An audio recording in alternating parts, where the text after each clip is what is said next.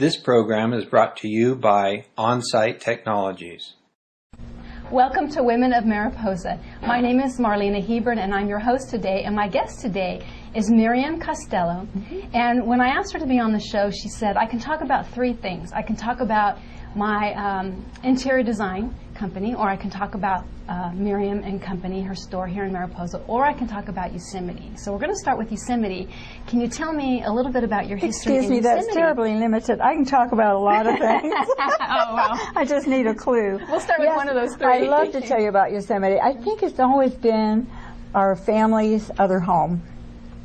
I first went there as a very young person, but when I was out of high school, before I went to college, I worked there during that's World War II. And it was my first time of independence. And I do want other young people to think of that as a vacation for them when they're out of high school. Because being independent is something we give away too quickly. And once you own it, cherish it. And I have to know, I really was rather fine and loose-winded. There's 200 people from the Navy at the hospital that was once at the Ahwahnee.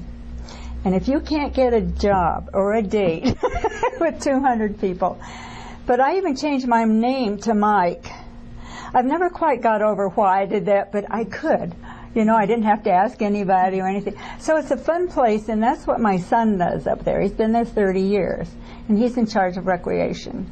So he hires young people constantly for this kind of summer. And so Yosemite is just part of me and my family. So what did you do at the Ahwahnee?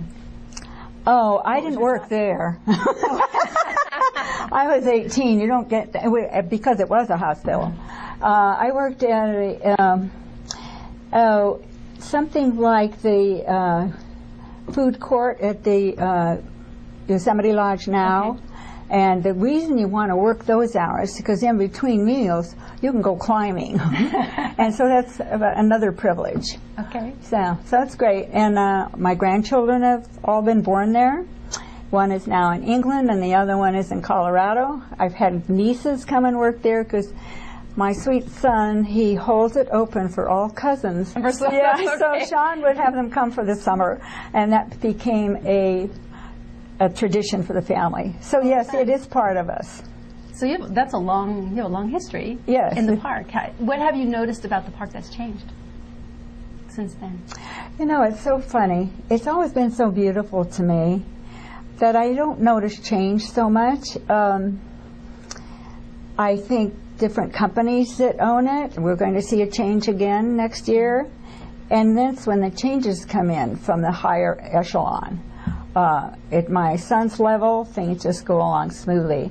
They may go ahead and change the bike area into another spot, and they're probably going to move the ice rink to another spot. But one thing Sean said, they can't change the river.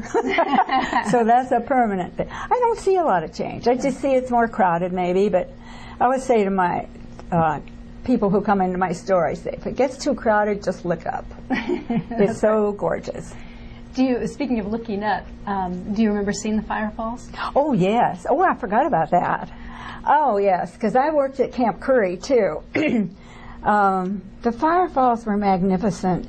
And it's so sorry to have to lose those because everyone has loved the history of it from photography. And the music and the whole thing was so beautifully done, and they had to stop it because the bears were coming in and eating all the apples off the apple trees. And tourists are our biggest enemy there. They would drive their cars in on the the beautiful grass and so forth, and so they had to stop it. But it was so silent.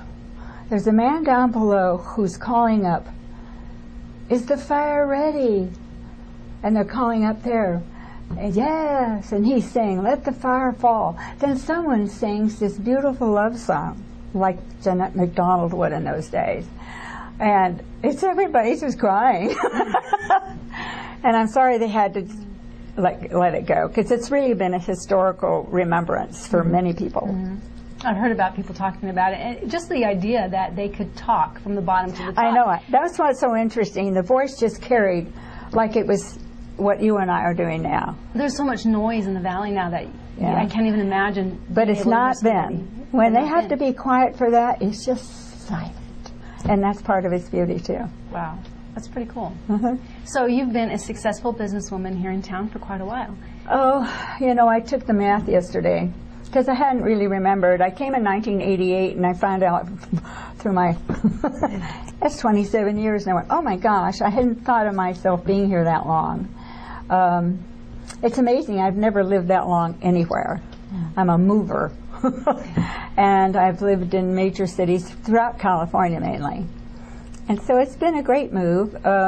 We came here, I think, would you like me to tell you why? Yes, I would. Well, my husband retired, and we want to live near our son, and so that's the obvious thing, and we got permission. We thought we should ask him if it's okay. So we came, and my first store was on the top of 5th Street, where the White House is, and that's where Leroy Radonovich lives now. I loved being there. That was my first place, and my husband was ill, and a lot of things he couldn't do, but he never lost his Irish sense of humor. So we were there quite a while, and it was a store that was sort of magical. It started chocolate soup. It started at the top of the hill, and it was called Jailhouse Square because we were next to the jail. Mm-hmm. That was a great spot. I just loved it. And I was the only one in town had a key to the jailhouse. I don't know where it is now. They took it away from me. Oh, no. Was it an old-fashioned key? It was this long. About this long. The most gorgeous piece of brass and copper, a mix of those metals. And it had been used for so many years, they couldn't copy it because the core of it had been slanted somewhat, that it only fit slightly into the lock itself. The reason I don't have it, the sheriff came and got it. He walked up that hill one day and he said, Miriam, where's the key to the jail? I said, uh-oh. And I had not locked it properly that night. So someone was in there during the night and slept there, etc. So he took the key away. But he was the sheriff then, so he had all privileges. Oh my goodness! So you've had several businesses in town. You've kind of moved around, but now. Oh, I wouldn't say I've had several. I've lived in 8 different stores. I think I've been in every place available.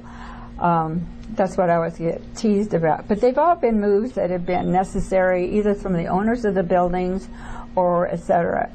Because I started at the 5th Street Inn, too. I was there for a while, about 7 years, and then they turned it into an inn and they threw me out. Nothing is available to bring in more retail. There just isn't anything, which is sad. So Carol has always wanted me to come in where I live, to take the lower floor and create a store. And I've always argued with her, it's too, you got to go up 4 steps, it's out of sight, blah, blah. But I'm managing to get it going, and I really love it now. It's a great little location, And I think. And it's so small. My biggest store was 3,000 square feet, and that was in Southern California. This one's 300 or 400. It's getting used to very small quarters, but it's working well, and I'm enjoying it. And how you display things and. Oh yes, well that's my education is in interior design. When I was in college, I was going to be a PE teacher and an English teacher. Now, as you can tell, I keep forgetting words that are English, and all of a sudden, my sister was a really fine designer, and I was 10 years younger than she. And I used to just tag along, you know, and pretty soon I thought, I really like this. So I went back to college, got another degree in a different education spree, and so I've been that ever since. So I want you to define success for me in about 10 words. How would 10 you words? Define success. Love of yourself, number 1. Number 2, enjoy life. Number 3, love yourself. I think I said that already, but I think that's a real issue. And number 4, love to get up every morning. And not be afraid to work just to have Fridays. You know, there's so many people that do not enjoy their work. They force themselves to a job, so they're up Monday and they live for Fridays and weekends. if you really love what you do, every day is fabulous. And I know that's true with you with your teaching too. Wise advice. Good advice. It's true. And if you're on an assembly line, I think of people who never see their product. And I think that's why they get worn, because they do the same thing over and over. And I think those that see what they've been doing has turned into an automobile or a building or some, if they can see a result of what they're creating, I think they would be more at home in their jobs. I think that really spans careers. Oh, A lot absolutely. of times we don't, even as a teacher, I don't always see the end product. The child No, you graduates don't. The child and has goes graduated, and they come to see me, and I give them candy. And I've watched children grow up here. Imagine, being 27 years, I've watched a lot of children grow up, and it's really fun to see them and know, and they're just amazing. And you see that, of course, every day in your life. Yeah. But seeing that that's I just like that, how thinking about your end product and what that is. Well, and another thing, I don't know if you're going to ask me more about business. I'm happy to tell you more. Well, I think a lot of people think going into a business is really easy. No. Number one, it's probably one of the hardest things. First of all, you have to really know what you're getting into. I think a lot of people, particularly in the food industry, they can cook in their kitchen so they can open a restaurant. Retail store is a gamble. You buy something and hope it sells. And you have to love it or you can't do it. It's extremely hard. It's 12-7 hours, and you never know. Seasonally, you have to be with who your customer is, because the stores I've had in other areas are far higher end than what I can do here. You have to know that. And the thing I love mostly about being here in Mariposa is the world comes to me. I have some really snobs down in Southern California, and they go, why do you want to live up there in that funny little town? I said, no, the world comes to me. We have travelers from... Oh, it's just amazing. You meet people from I everywhere. had 2 people from Chile yesterday. I've never had anyone, because I have a map in my store where you put a pin in where you're from. I've never had anyone from Chile, and they were so adorable. And the sugar pine was so jammed, and they didn't have time to wait for breakfast.